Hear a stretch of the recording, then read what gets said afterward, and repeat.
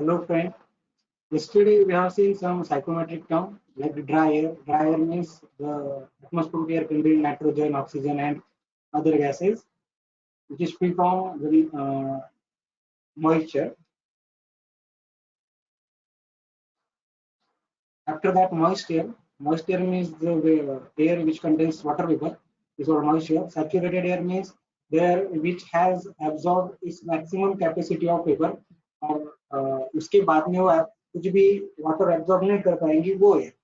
Saturated means it has utilizes its all capacity means the air which has absorbed maximum amount of vapor is called saturated air. Because saturated mixture is a mixture of dry air and water vapor in which the percentage is equal to saturation pressure of this is another kind of definition. But in simply the air which cannot absorb water vapor anymore that called saturated air. मतलब जिसने अपनी पूरी capacity जितनी capacity है उतना water vapour utilise किया. Unsaturated means जो अभी भी वाटर वेपर एब्जॉर्ब कर सकता है. Okay. Dew point temperature means we know in moist air water vapor is also there. So when temperature of that air decreases, what will happen? The vapor inside the air start to condense. Okay. Now the temperature at which this condensation of vapor start, that temperature is called dew point temperature. जो सुबह सुबह dew या fog गिरता है, which is nothing but the condensation of water vapor which is present in the air. उसके लिए जो air का जो pressure है वो वाटर वेपर के प्रेशर तक आना चाहिए तभी वो कंडेंसेशन स्टार्ट होता है. उसके बाद में हम आज कुछ रिलेशन देखेंगे, लेकिन उसके पहले एक इंपॉर्टेंट चीज देखनी है डाल्टन्स लॉ.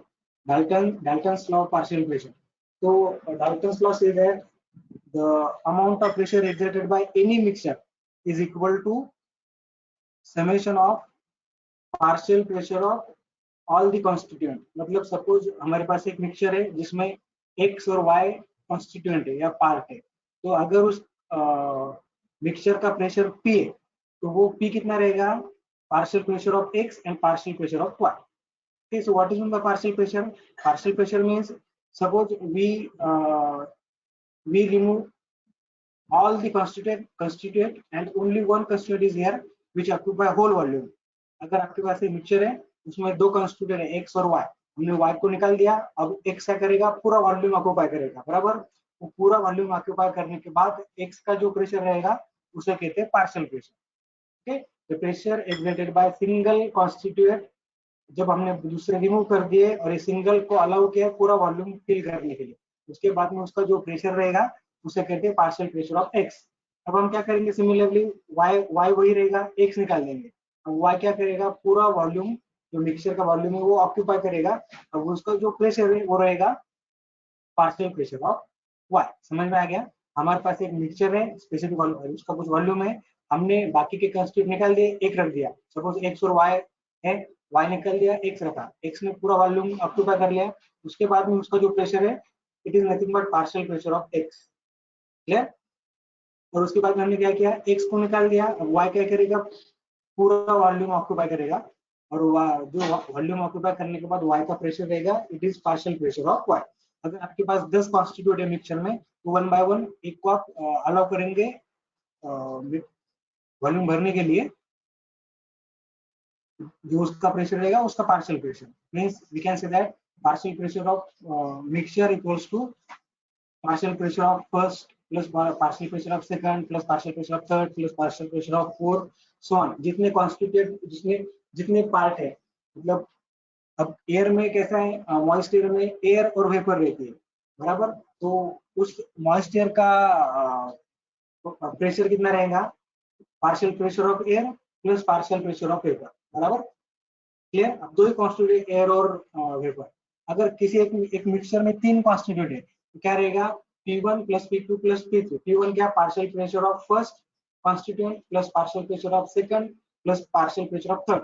ये तीनों की समीशन क्या रहेगी? Pressure of that mixture according to Dalton's law. ये मैंने आपको कल पढ़ा नहीं था, ये लगेगा आज हमें. तो what is Dalton's law of partial pressure? The total pressure of the mixture of gases is sum of the partial pressure exerted by each gas when it occupies the same volume of mixture at the same temperature of mixture। समझ में आ गया। अब जितने भी suppose mixture में जितने भी gases है वो गैस एक गैस को हम अलाउ करेंगे सब वॉल्यूम भरने के लिए। उसके बाद में उसका जो प्रेशर रहेगा वो पार्शियल प्रेशर, तो summation of that all partial pressure is equal to pressure of that mixture. लेकिन इसके लिए कंडीशन है कि सभी का टेम्परेचर सेम रहना, मतलब उसी टेम्परेचर पे उसको एक्सपांड करेंगे। क्लियर। डीबीटी और डब्ल्यूबीटी हमने कल देखा है।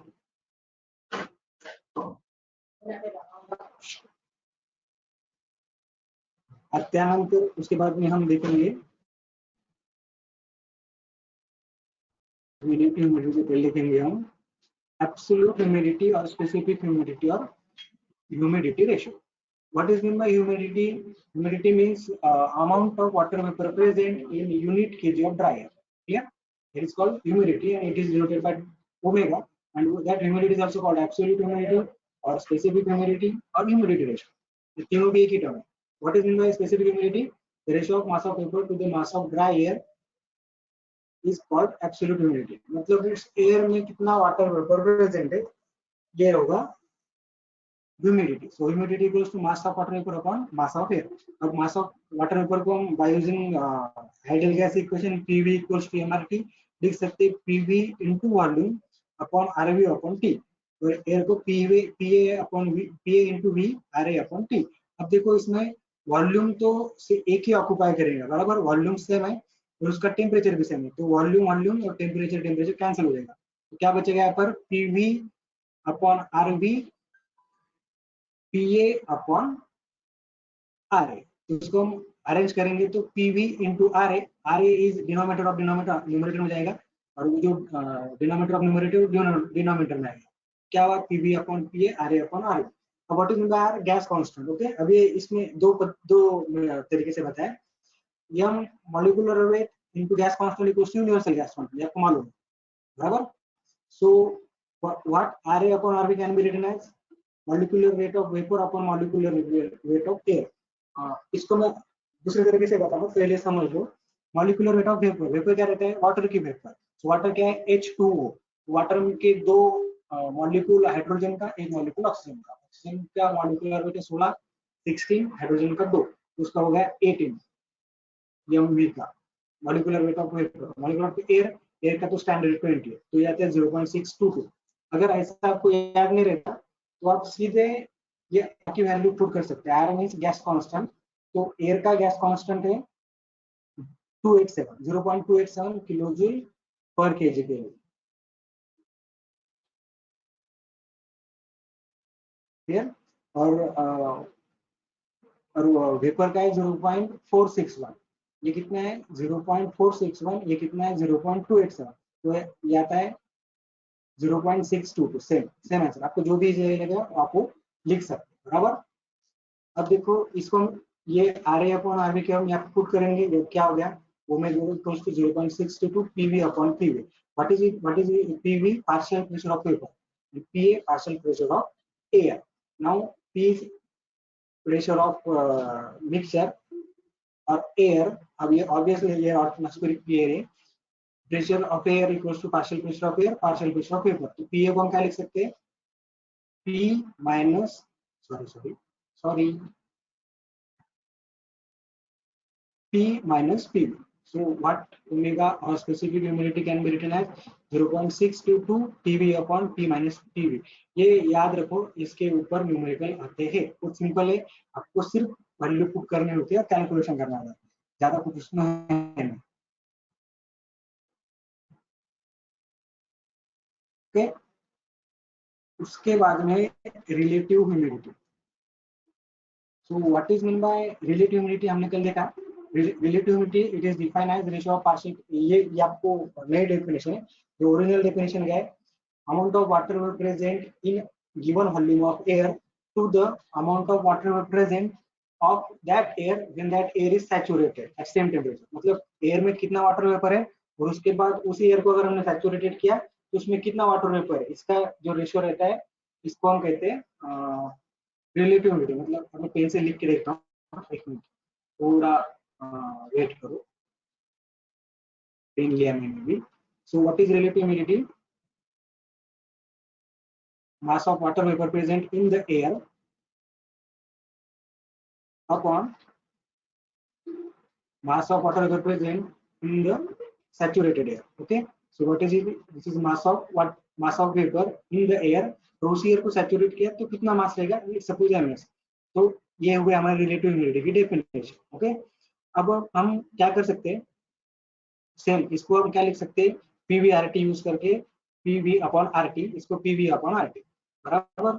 उसको हमने सिंप्लीफाई किया कि आपको मिलेगा पीवी अपॉन पीजी। आप घर पे करके देखो, जो अब ये दोनों भी वाटर का है तो आर आर और टी कैंसिल हो जाएगा, आपके पास सिर्फ पी रहेगा। ओके, वॉल्यूम सबका सेम है, वे इजी है। ओके, बाय यूजिंग दिस, अब इसको रो में भी कंसीडर करें, इसका पेन की जरूरत नहीं, पेन को मैं दे सकता हूँ। समझ में आ गया ये? अब देखो ये हमने क्या लिखा, PV upon PG.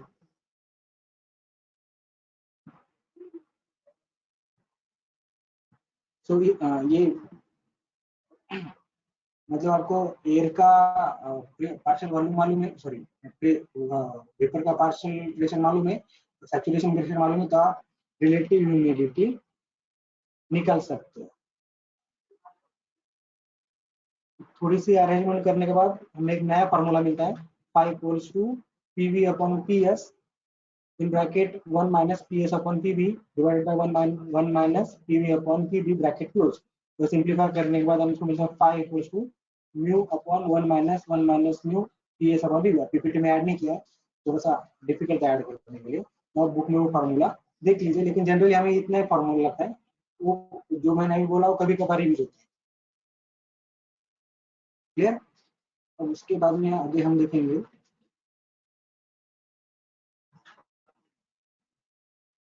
Degree of saturation और सैचुरेशन रेशियो। अगेन ये हमने कल देखा था, ये बोले तो it is the defined as ratio of specific humidity of actual air to specific humidity of saturated air. ये जनरली पर यूनिट मास के लिए मेजर करते हैं, और जो ये ह्यूमिडिटी जैसा ही डेफिनेशन, ह्यूमिडिटी में पर यूनिट वॉल्यूम कंसीडर करके इसमें पर केजी एयर में कितना मास वेपर का है, और सैचुरेशन करने के बाद उस एयर को कितना मास वेपर का है वो कंपेयर करते हैं। अब देखो ये क्या है, this is humidity at of that air and this is humidity of that air when it is saturated। G is for saturation, आप उसको S भी लिख सकते हो। अभी अभी हमने ऊपर देखा omega equal to 0.62 PV partial pressure of vapour, P minus partial pressure of vapour. अब हमने क्या किया, उस एयर को सैचुरेट किया, सैचुरेट करने के बाद क्या होगा, सैचुरेशन का प्रेशर आएगा बराबर। यहाँ पर सैचुरेट नहीं था तो वेपर का था, अब वेपर सैचुरेटेड, ये this is partial pressure of vapour, this is partial pressure of vapour which is saturated. Okay, 0.62 PG में saturation pressure P minus PG, 6 cancel हो जाएगा, और इसको आप सिंप्लीफाई करने के बाद आपको एक फार्मूला मिलेगा। Clear?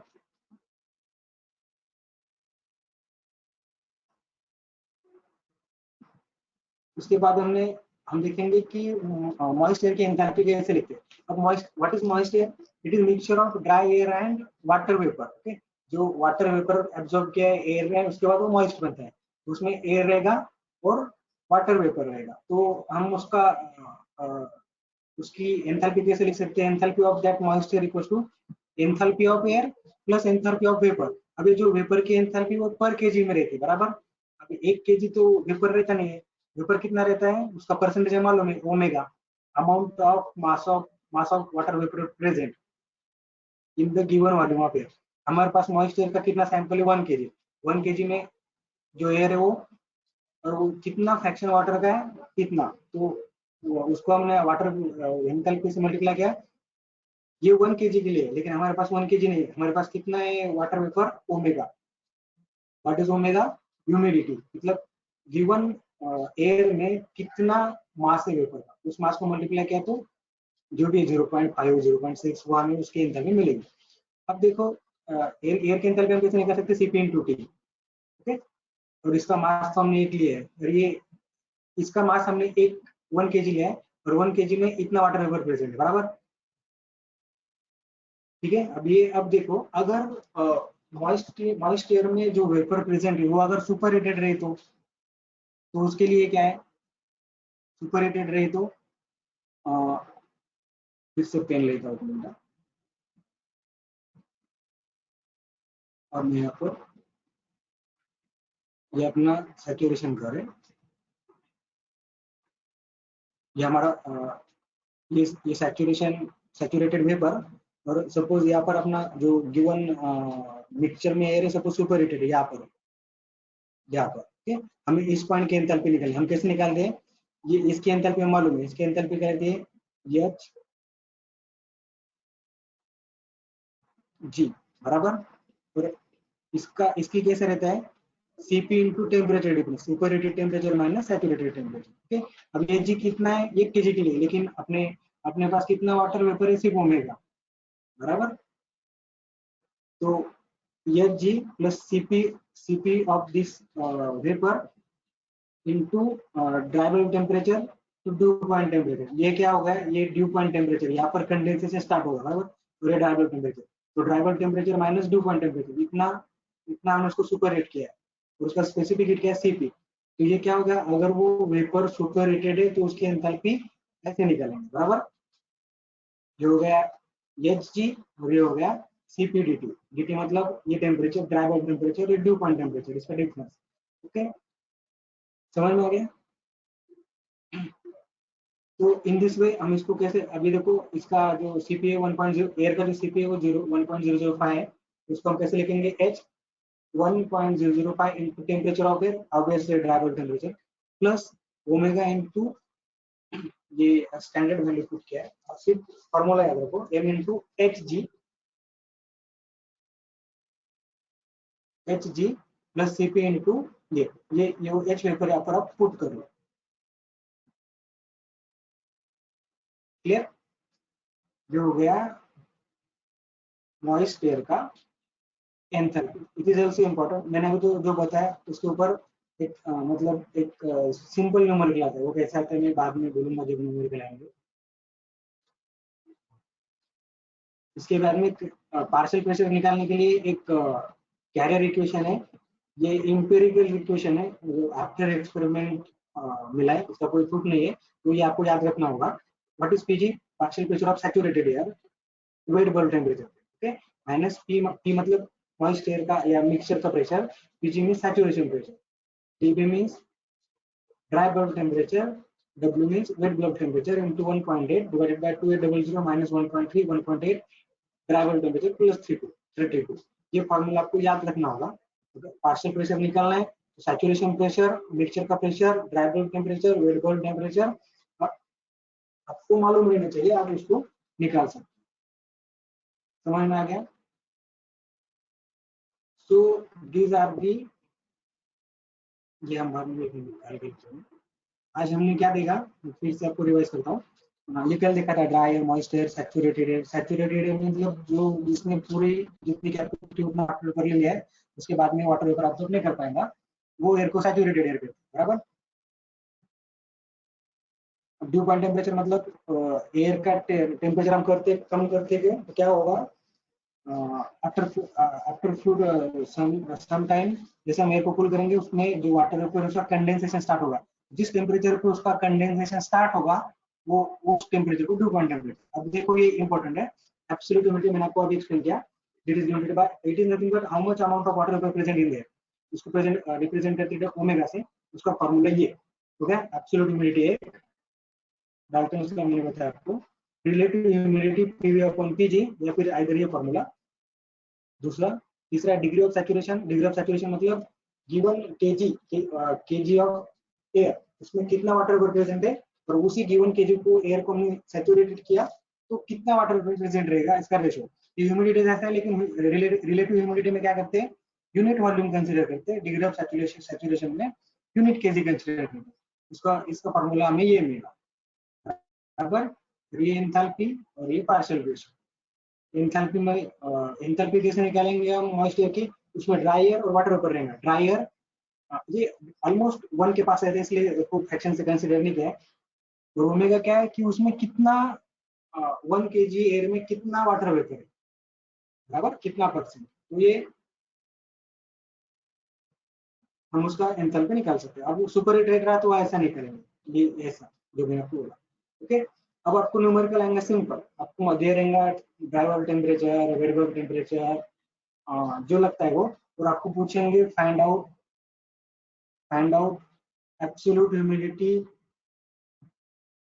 Relative humidity, degree of saturation, moisture and partial pressure. ये 5 पूछेंगे 10 मार्क के लिए, मतलब ये आएगा 10 या 8 मार्क के लिए, एक एक 2 मार्क के लिए आएंगे। 4 पूछेंगे तो 8 मार्क। मतलब आपको सिर्फ ये फॉर्मूला लिखना है, वैल्यू पुट करना है। मतलब एक ही बिट में 4-5 पूछेंगे तो प्रॉब्लम ज्यादा डिफिकल्ट नहीं रहे। समझ में आ गया?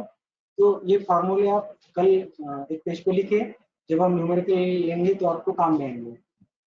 सिंपल है, आप एक बार बुक में पढ़ लीजिए। ये जो 4-5 चीजें मैंने बताई उसके ऊपर एक न्यूमेरिकल हमेशा रहता है कि डीबीटी देंगे, डब्ल्यूबीटी देंगे, और एक चीज देंगे और आपको पूछेंगे find out absolute humidity, relative humidity, saturation ratio, enthalpy और पार्शियल प्रेशर। आप पूछो 5 पूछेंगे 10 मार्क के लिए, 2 मार्क के लिए क्या है, मतलब आपको क्या करना है, सिंपल फार्मूला लिख के वैल्यू पुट करके कैलकुलेशन करना है। आपको फ्री में 8-10 मार्क मिल जाएंगे अगर आपने अच्छे से दिया तो। और दूसरी बात, ये आगे भी जब आप ये जो हम साइक्रोमेट्रिक चार्ट देखेंगे, साइक्रोमेट्रिक चार्ट, तो यही चीजें का ग्राफिकल रिप्रेजेंटेशन है। जैसे अपना स्टीम टेबल का ग्राफिकल रिप्रेजेंटेशन कैसा मॉड्यूल चार्ट है, वैसा ही ये इन्हीं प्रॉपर्टी का ग्राफिकल प्रेजेंटेशन, मतलब सॉरी साइक्रोमेट्रिक चार्ट, उसके लिए भी आपको इसका नॉलेज लगता है। तो आप आज ये जो मैंने पढ़ा है एक बार बुक में पढ़ लीजिए, जो फॉर्मूले एक साइड में लिख दीजिए, जब हम न्यूमेरिकल लेंगे तो आपके काम में आएंगे। अगर इसके इसके रिगार्डिंग आपको कुछ डाउट है तो आप मुझे व्हाट्सएप पे पूछ सकते हो। बहुत इजी है, कोई मतलब ज्यादा डिफिकल्ट चीज नहीं है, बहुत सिंपल है। इसके ऊपर एक नंबर का आता है, बोलता आता है, बहुत सिंपल रहता है। 2-2 मार्क के बीच 4 पूछते हैं, 8 या 10 मार्क, 5 पूछेंगे 10 मार्क के लिए, 4 पूछेंगे 8 मार्क के लिए, और सिंपल है, ज्यादा कुछ डिफिकल्ट नहीं रहता। क्लियर? ओके, अगर कोई डाउट रहा तो आप मुझे व्हाट्सएप पे पूछो। Thank you.